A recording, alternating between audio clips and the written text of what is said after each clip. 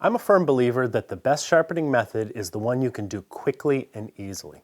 The other day we made a video about how to speed up hand sharpening by stropping often and by limiting the grits you use when you do have to turn to stones. We also made a video about setting up and using sharpening jigs quickly and efficiently. I'll link to those videos below so you can watch them. I think you're going to learn quite a bit. Today, I'll help you take it to the next level by showing you how to freehand sharpen without a jig. This may be intimidating for some, but it's worth learning because you can eliminate the jigs altogether and instead just walk over to your stones and freehand it. By doing that, you'll find the entire sharpening process only takes about as much time as it would normally take you to set up the jigs.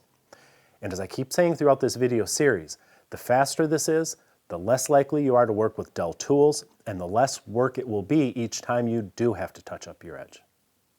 I'm going to use a 1000 grit diamond stone, but the same process will work with water stones, oil stones, or even sandpaper. The first step is to feel for your angle. Try it. You can easily feel when the bevel is flat on the stone. Now all you have to do is hold it there. Easy for me to say, right? Well, I admit this is a lot easier with a chisel than with a hand plane iron because the bevel of a chisel is wider. You can feel when it's flat, and you can feel when you've rocked the tool and lifted the heel or the cutting edge off the stone. If you were to slowly move it back and forth over a small area, it'd be pretty easy to keep that proper angle by feel alone. But you don't want to rub in only one place. That's bad for the stone. You have to move the tool around the surface of the stone. And that's where a lot of folks get in trouble. Their arms are all rubbery and they tilt the tool up and down and all over the place. It's not going to give you good results. To sharpen without a jig that holds the tool at the proper angle, your body has to become the jig. When you feel that bevel is flat on your stone, lock your wrists. Pretend they don't move anymore. Move with your shoulders and your elbows, starting slowly so you can feel that bevel as you move. Don't try to speed up on your first attempt. Just get comfortable with that forward and back movement while maintaining the bevel flat on the stone. You may practice this for a while with an old chisel. Again, the wide bevel of a chisel is a lot easier to feel than the narrow bevel of a plane iron. So get comfortable freehand sharpening a chisel first, then move on to plane irons. Some folks are more comfortable keeping the tool in the center of their body and pushing it away and pulling it back.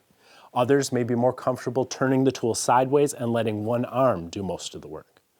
If neither works for you, try locking both your wrists and your elbows, and instead of moving your arms, move your whole body by putting one foot ahead of the other and rocking back and forth at the ankles. You may also experiment with different heights. Some folks have success raising their stones right up near chest level. Others like waist level. I know a guy who stands on a stool so that the stone is a little above his knees. That way he can pivot at the shoulders. Don't let someone tell you one way is right and another is wrong. Find one that works for you. Now remember, we're not worrying about speed at first. Just feel for the bevel angle and try to cover as much of the surface of the stone as you can. When you get a little confidence, then you can start increasing the speed. This is a skill anyone can learn with practice. It won't happen overnight, but it's well worth the effort. While you're getting a feel for body movement, let's talk about my grip. I want my fingertips as close to the stone as possible. If I raise them up towards the middle of the tool, the tipping point changes and it's more difficult to keep the angle consistent. Use your fingers to apply even pressure right along the bevel.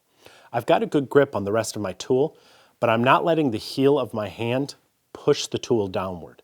Most of the control is right down on the stone with the tips of my fingers. The key is not just practice, but regular practice. You can't do this once a year and expect to develop muscle memory. Try sharpening one of your chisels each day. Take your time at first. Then, when you get through the whole set, you'll find you're much faster. Now move on to plane irons. When you get through 2 or 3 or however many of those you have, you'll be well on your way and you can now maintain these newfound skills just through regular tool maintenance rather than daily practice. Let's talk a bit about sharpening those plane irons. Remember, I said the narrow bevel of a plane iron is more difficult to feel than the wide bevel of a chisel. This is especially true with really thin irons, such as those found in Stanley planes. There are a couple things that may help though. First, you might hollow grind your bevel. Every once in a while, an edge will need extra work. Maybe it's an old tool that's been abused, so it's really dull or it's chipped. You can reshape that bevel with coarse stones. but the job will be much quicker with a bench grinder. We'll make a video about that soon. When it's ready, I'll put a link below this so you can watch it. But a bench grinder isn't all about speed. It also creates a hollow or curved bevel. Believe it or not, it is easier to feel a hollow bevel on the stone because you have two contact points on the surface rather than just one. I'm not saying you have to hollow grind your bevels. I'm just saying that this may make it easier for you to maintain your angle while you're freehand sharpening. Another technique that may help is to overcompensate. This means you feel for when the bevel is flat on the stone, then you tilt the tool slightly upwards, perhaps 3 or 4 degrees. By introducing an intentional upward tilt, you give yourself a little room for error.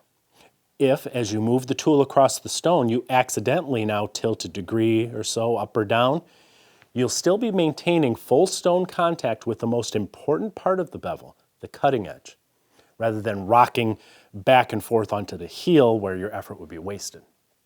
Another benefit to overcompensating with an intentional upward tilt is by focusing on the cutting edge rather than the whole bevel, you significantly reduce the number of strokes required to refresh the edge.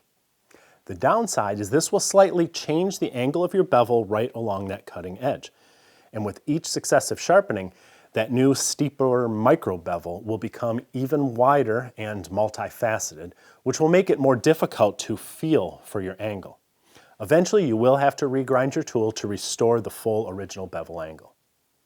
Freehand sharpening is fast and satisfying, and that leads to better woodworking. Spend some time practicing and see if it's for you. Of course, this video is only about how to hold and move your tool. If you'd like to learn the specific steps involved in sharpening, such as what grits to use, the importance of giving attention to the back of the tool, or the differences between sharpening systems from sandpaper to stones to machines, check out the links below this video. You'll be a sharpening pro in no time. If you sharpen your tools by hand, do yourself a favor. Try one of Trend's diamond stones. You can start with a card, but before long, you'll want a full bench stone because these things cut fast, they stay perfectly flat, and you can go from stone to strop to wood and be back to work in under a minute. I'll link to my favorites in the notes below this video. Wait, don't go yet. If you're new here, please subscribe and remember to ring the bell. I would really appreciate that. Give us a thumbs up, or better yet, leave us a comment. I always read them. And be sure to check out the latest issue of Stumpy Nubs Woodworking Journal. It's always packed with tips, tricks, and tutorials designed to make you a better woodworker.